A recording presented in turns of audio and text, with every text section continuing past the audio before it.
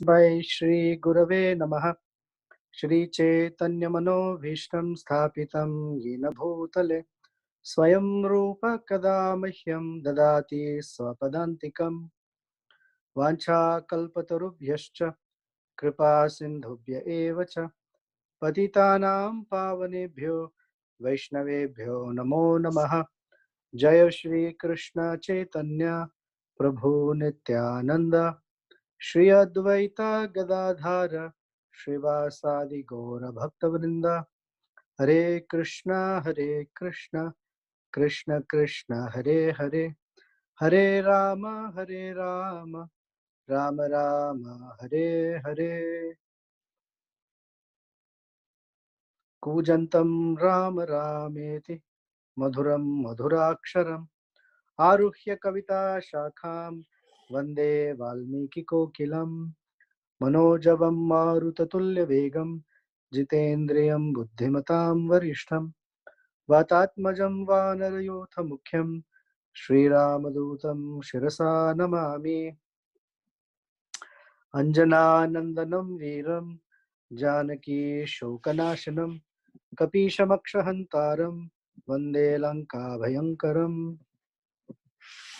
Yatra Yatra Raghunatha Kirtanam Tatra Tatra Kritamastakанjalim Bhashpavari Paripurnalotanam Marutim Namata Rakshasantakam Dakshine Lakshmano Yasya Vame Cha Janakatmaja Purato Marutir Yasya Tam Vande Raghunandanam Ramaya Ramabhadraya Ramachandraya Vedhase Raghunathaya Nathaya Sitaya Pataye Namaha.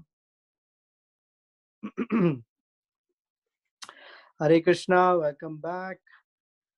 The last time we met was November 23rd. It's almost 2 months of freedom for all of you. And now the punishment continues.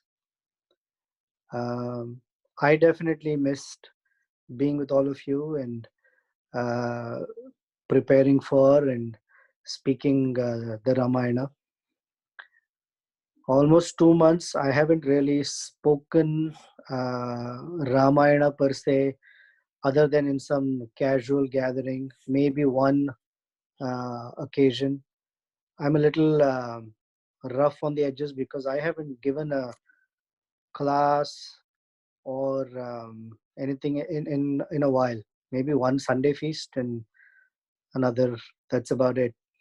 All of December went in realizing my Swarupa, my constitutional nature as a complete donkey.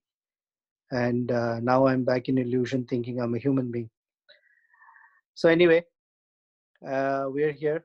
We're here to discuss the wonderful glories of Sri Ramachandra along with his great associates. So today may be a shorter class. Let's see how far we get. We're not going to get into the specific pastimes, but I want to give you a overview of what's coming up. So where we left off is Sri Vishwamitra escorting Ramachandra and Lakshmana on a mission to Siddhashram. And the reason he's escorting them is they are performing a very, very special yajna, Vishwamitra and his associates. And they have been tormented by Maricha, Subahu, and all of their associates. Now, Vishwamitra previously was a Kshatriya, and it's very easy for him to kill these demons. But now that he's a Brahma Rishi, killing demons and all of that is not his service or not his occupation. He could chant a mantra and finish them off, but then he has, and we will hear later, he has understood uh, from his life, that that's not of interest for him. That is for someone else to do. And since it's a function of the Kshatriyas, and that whole area's king is Maharaj Dasharath, Vishwamitra comes and asks for Ramachandra to accompany him. Now, there is no background on whether Vishwamitra knew Ramachandra before all that.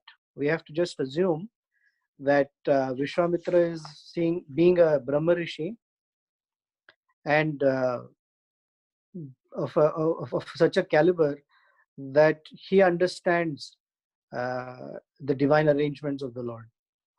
And part of that understanding is that he has come to request Lord Ramachandra to accompany him.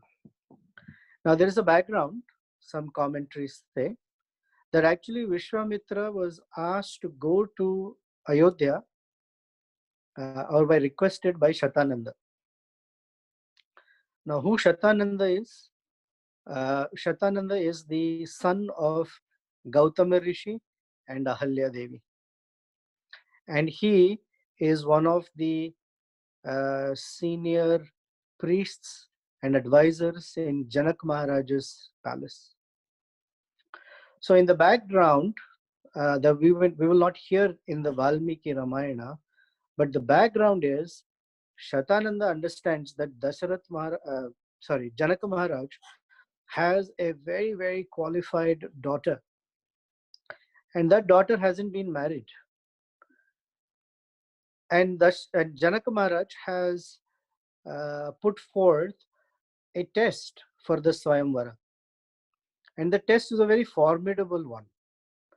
And the test is that someone has to string Lord Shiva's bow that is in his possession. Now, about this bow, we'll hear today a little later. And so there is no qualified prince who has been able to do it. Somewhere Shatananda knows that Ramachandra will be able to do it. And so he asks Vishwamitra, please, somehow or the other, bring Lord Ramachandra here to Mithila. So Vishwamitra says, great. If I just go to Dasharath's palace and say, listen, there is a proposal of marriage, then from both sides, it's not ready, because he says, Dasharath Maharaj earlier says, Un Shodasho Varsho Me Ramam Rajiva Lochanam. He's not even 16 years old. So they create a reason for Lord Ramachandra to come, and that is to help Vishwamitra curb Subahu and Maricha. Now, we also discussed that when the time of marriage would come, generally they ask, what does the boy do? And in Ramachandra's case, he's been in a palace, just a very obedient son, but his Kshatriya resume is not embellished yet. It's not full of achievements, no gold medal here and there. It's just very good student, all excellent knowledge, excellent degrees, but no practical experience. So in one sense, one can say is well educated, but no job.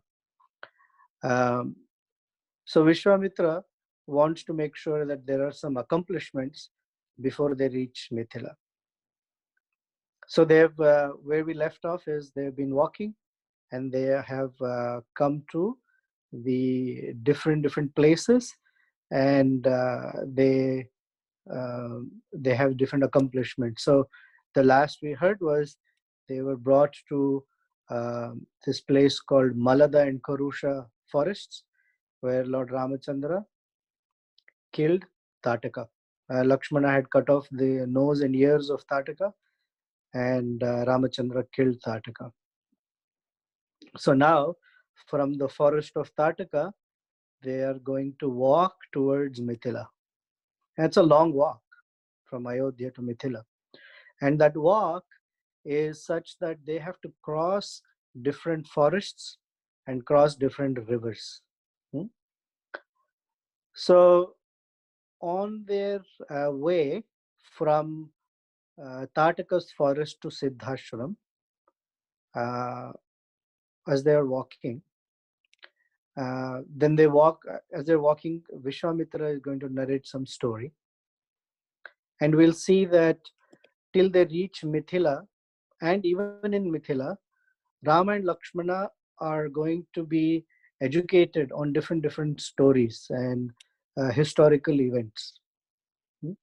So first we'll understand what the purpose is, and then we'll go through what are some of those stories that Vishwamitra narrates. And we're going to get into the details of these stories in the coming week. So Vishwamitra, his purpose in telling Rama and Lakshmana these stories is he's the spiritual master, and he's preparing his two disciples to become qualified to face to face life outside of a palace, and to face life, let's say, within their kshatriya function.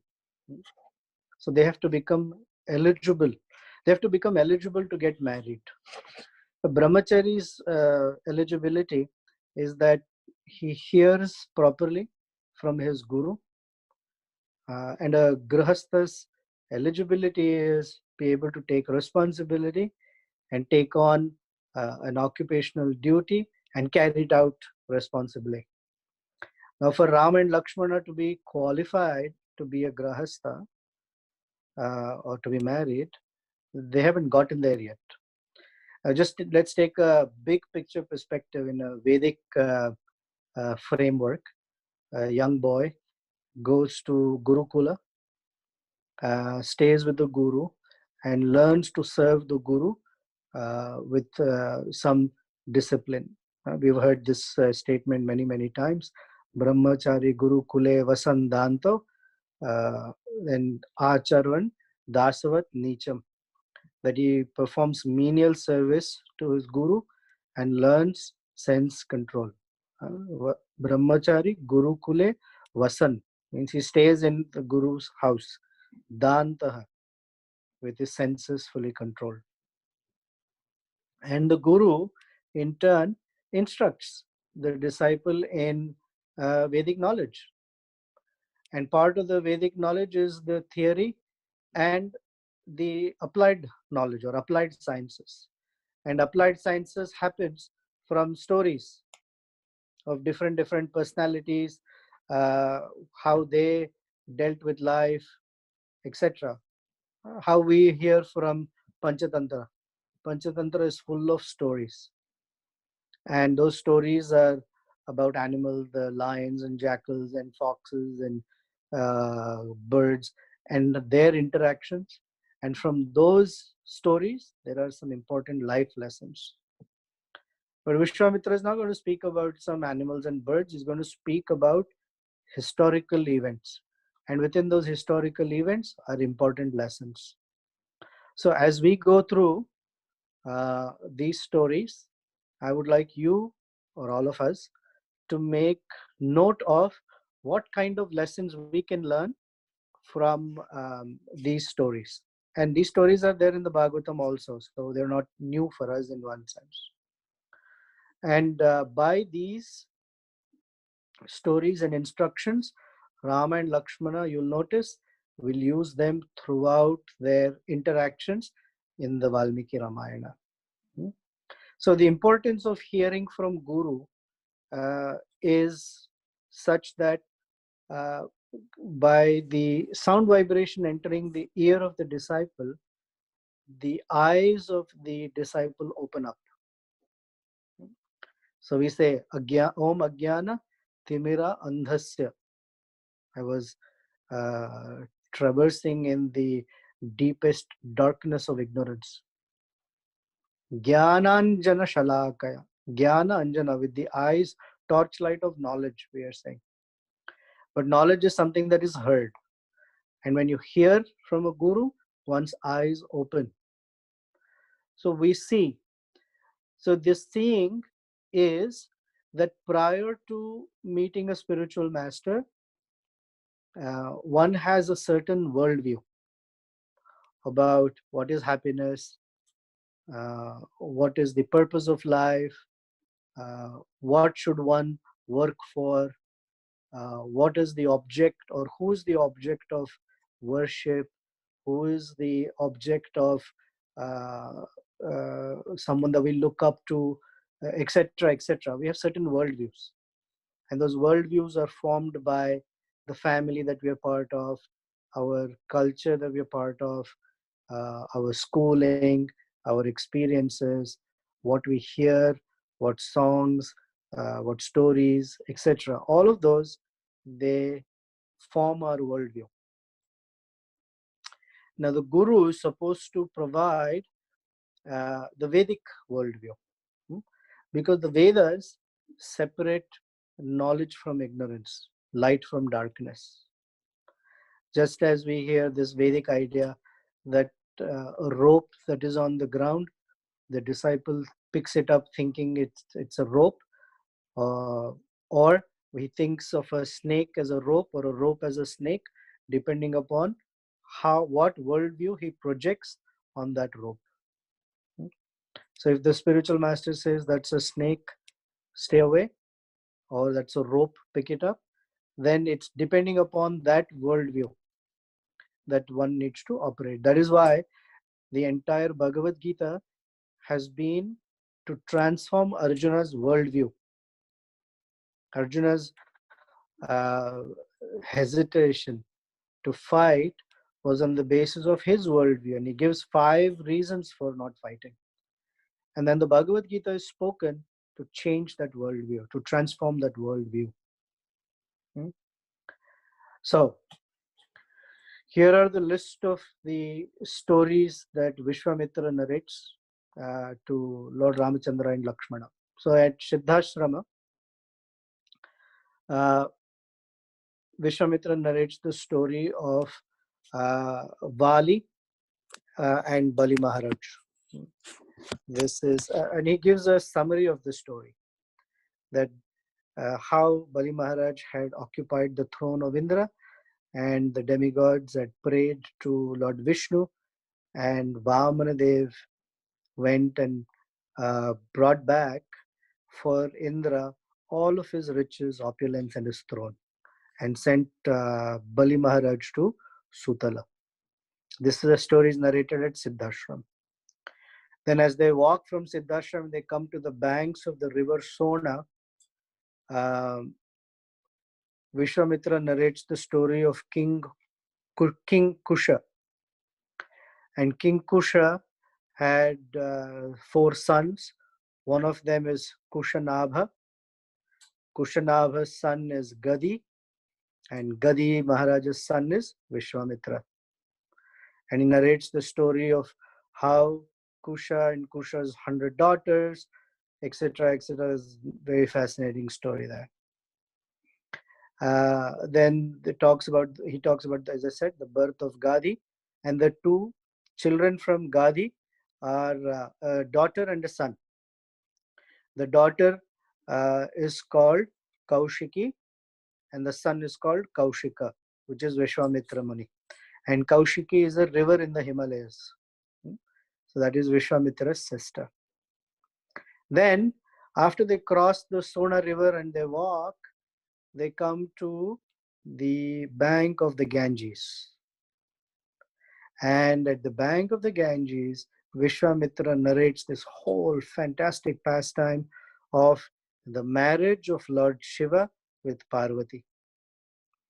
And the reason why this marriage was important, it was hoped and urged by the demigods. And from that marriage, how Kartikeya was born. Then the story of Parvat Muni, or the king of the Himalayas, who had 2 daughters. One was Parvati, the other was Ganga. And there's a whole beautiful description. Then Vishwamitra narrates the story of King Sagara and Sagara's 2 wives, 60,000 children from one wife, 1 son from the other, and the whole Ashwamedha Yagya, etc., etc., down to generations after Sagara, up to the point of King Bhagiratha, and then King Bhagiratha wanting to go to the Himalayas and invite the Ganges to come down to this material world, and the whole story of the descent of the Ganges. And we're going to hear all the details of it.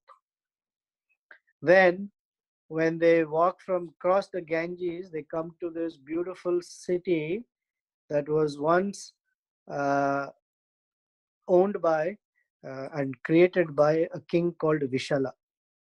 And so this city is called Vishala. And in that city, Lord Ramachandra asked, "Oh, what a beautiful city. Please tell me some details about this." And while in that city, Vishwamitra Muni narrates the entire story of the churning of the milk ocean and Lord Vishnu's advent as Kurma, Lord Shiva's drinking of the poison, etc. After that, then the story, these are all in the Bhagavatam, the story of Diti wanting to avenge the killing of her sons. So she wants to have a son who will kill Indra. And she performs a particular austerity. And Indra comes to assist her and is waiting carefully to find what mistake she commits so he can be punished and her vrata can be spoiled. And then there is the story of Indra uh, cutting her embryo into 7 parts and they become the 7 maruts, etc. Then, when they reach the outskirts of Mithila, Vishwamitra narrates the story of Ahalya and Gautama Rishi and what happened there and why Ahalya was cursed. In fact, Ahalya is considered one of the most chaste women in all of the Vedic pantheon. But then she was cursed and why that happened and all of that. So then when they enter Mithila, they're received by Maharaja Janaka and Shatananda. Remember, he's the son of Gautama Rishi and Ahalya. And Shatananda asks Lord Ramachandra, oh, actually asks Vishwamitra, did Lord Ramachandra visit my father's hermitage? Did he meet my parents? And was he well received, etc.? And after it's confirmed that yes, all of that happened, in the evening, when they're all sitting together, Shatananda narrates the entire biography of Vishwamitra. And that runs many, many chapters. So throughout this series, plus in the biography of Vishwamitra, there are many, many, many life lessons. Some wonderful lessons that we can apply in our lives, and some lessons that are good when someone else goes through them, so we know that we should be careful and not fall in the same trap. So that's sort of the progression of Balakanda. And after all the biography of Vishwamitra is narrated, then is the episode of the beautiful bow of Lord Shiva. Then Lord Ramachandra's stringing of the bow, not only stringing, but breaking of the bow. And that's a beautiful, beautiful story with a lot of meaning in it. We'll go through all those details. And then they have to be married. So Lord Ramachandra and Sita Devi are betrothed. At that time, they also decide that, oh, Janaka's brother Kushanabha is also there. And he also has 2 daughters. So Sita Devi and her sister and the 2 cousins, they are married to the 4 brothers from Ayodhya. And then they have to return. And while they are returning, they meet Parashuram. And after Parashuram's anger is vanquished and his whole Raudra mood has been quenched, Um, Lord Parashuram goes back to Mahendra mountains. Vishwamitra bids farewell because earlier he says, I am going to go up north to the Himalayas to meet my sister and reside along the banks of river Kaushiki on the northern side of the Ganges river. And then they return back to Ayodhya. That ends sort of the Balakanda there. Okay, so that's sort of the overview and what the next few weeks will look like. So now Vishwamitra and Ramachandra and Lakshmana have approached Siddhashram. So when they come to this beautiful ashram, Lord Ramachandra asks, wow, what a beautiful forest this is. Everything looks so pretty, verdant. The birds are chirping, the varieties of flowers, the fragrance is permeated throughout the area. The trees are dripping with sap and honey, and there are bees buzzing all over today, all over this place. Uh, the birds are chirping, cooing. I mean, the varieties of birds there. What is this place? So Vishwamitra tells him that this place is called Siddhashram. And this place has got the name Siddha Ashram because here Lord Vishnu performed meditation. And he met Kashyapa Muni here. And later, this is also the place where Vamanadev performed his tapasya. And because both of them performed tapasya here and they are perfected beings, this place is very suitable for achieving perfection in one's meditation or vrata, and therefore it got the name Siddhashram. It is from this Siddhashram that Vamanadev went to meet Bali Maharaj. So Vishwamitra tells Ramachandra and Lakshmana, we are about to start this yajna, and both of you, and he addresses Lord Ramachandra by the name Yajna Rakshaka. Now, he's just a 12-year-old boy, but the inner meaning of calling him Yajna Rakshaka is there in the Bhagavad Gita, chapter 3, where in verse 9, Krishna says, Yajnarthat karmano anyatra lokoyam karma bandhana. And Prabhupada tells us Yajna Arthat means, in literal Sanskrit, it means for the sake of sacrifice or for the purpose of sacrifice. One should perform one's duty in a spirit of sacrifice to the Supreme. But another name of Lord Vishnu is Yajna or Yajna Murti. So when Lord Ramachandra is addressed as Yajna Rakshana or Yajna Rakshaka, it already means Vishwamitra is invoking that aspect of the Lord as the overseer and protector of all yajna. And Vishwamitra tells Lord Ramachandra and Lakshmana, please be alert. I am entering, or I'm about to begin this yajna with all of my associates, and I am going to take the vrata of Mauna. I'm not going to be speaking at all. So this Mauna is not just gesturing with the hand.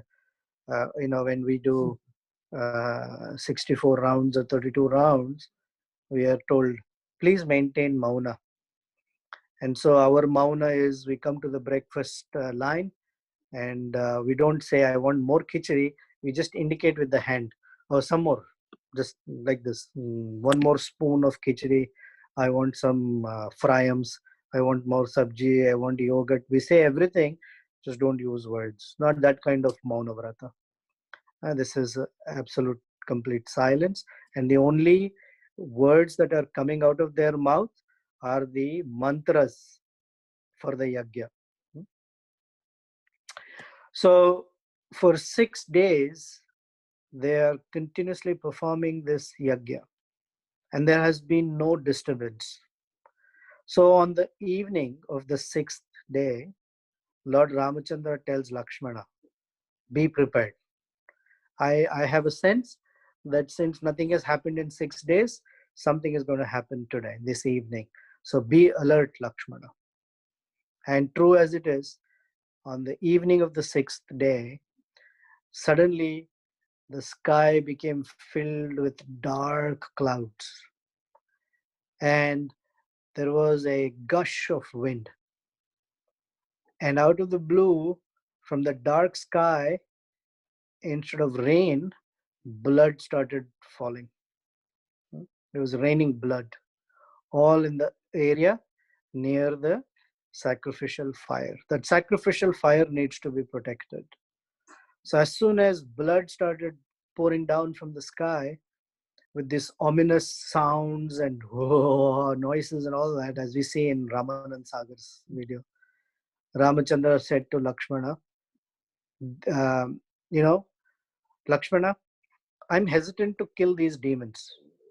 Let me see if I can just uh, keep them at bay. So the leader of these demons is Maricha. And when he approaches to put meat and stool and bones into that fire, Lord Ramachandra invokes the Manava weapon. This Manava weapon has come from Manu, right? Anything that comes from Manu is called Manava. So we are also descendants of Manu. So we are called Manava. But sometimes we behave like Danava. Um, so he calls this the Manava weapon. And this Manava weapon has the power to push anything or anyone back with a force. So when Lord Ramchandra shoots the Manava weapon on Maricha, it hits him on his chest and throws him 100 yojanas away into the ocean. So that doesn't deter the demons. So they come back with a lot more force and vigor and enthusiasm. So then Lord Ramachandra says to Lakshmana, I will kill all of them because they are hell-bent on spoiling the sacrificial fire. So he mounts the Agneya Astra, the fire weapon, on his bow and shoots Subahu in the chest. And immediately Subahu is killed. And then the rest of the demons who are approaching the sacrificial fire, Lord Ramachandra mounts the Vayu Astra and kills all of them in one shot. So the sacrificial fire is protected, and Vishwamitra is very, very pleased by Ramachandra. In fact, that is the pinnacle of a disciple's service, that the Guru says, I am pleased by what you have done. So Vishwamitra tells him, I am very pleased. Just as Dasharatha has promised, you have fulfilled that promise. So we recite every morning, Yasya prasadat bhagavat prasada. Yasya aprasadat nagati kutopi. For a student of bhakti or a student of any yoga process, unless the Guru is satisfied or pleased, there is no hope. Only when the Guru says, oh, I'm very pleased with you, or I'm satisfied with your service, then there is great hope of realizing the presence of Krishna in the heart and seeing the world in Krishna consciousness or Ram consciousness, however. So now that the sacrifice has been successfully performed, Vishwamitra tells Ramachandra, I want to visit Mithila. And the reason is that King Janaka is performing a very, very special and large yajna, and we should all go. I would like that you two boys also join me. So generally it is said that when you hear that a yajna is being performed, you don't need invitation. You should not say, oh, I'm not going to go because I was not invited. Whenever a yajna is being performed, so for us it's Sankirtan yajna. If kirtan is being performed, we don't need invitation. We are already invited. We must go. If we can go, we must go. So he said, I want to go for this yajna because King Janaka,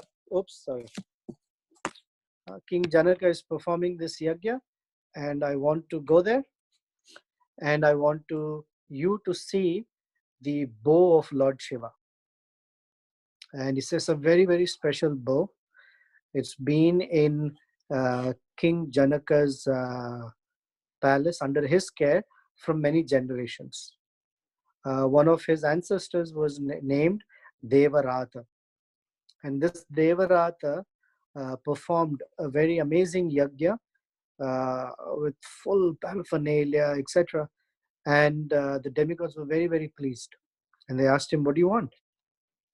He said, can I please have the bow of Lord Shiva as Mahaprasad and something that I'd like to keep with me and in our generation, so that we are blessed by just the presence of the bow because it was held by Lord Shiva. So the demigods gifted it to Devarata, and like that, in generation after generation, it has come to King Janaka, who's taking care of this bow. And we'll hear later how this bow came into existence. There were actually two bows that were created by Vishwakarma. So we'll hear about them as we enter Mithila later. But here's a beautiful verse. Vishwamitra is describing this Pashupata Sharaha, or the Shiva Dhanush. He says, Na asya deva na gandharvaha, na asura, na cha rakshasaha, kartum aropanam shaktaha, na kathanchana manushaha. He says, this bow is so heavy and so mighty that nobody can string it. Kartum aropanam shakta na.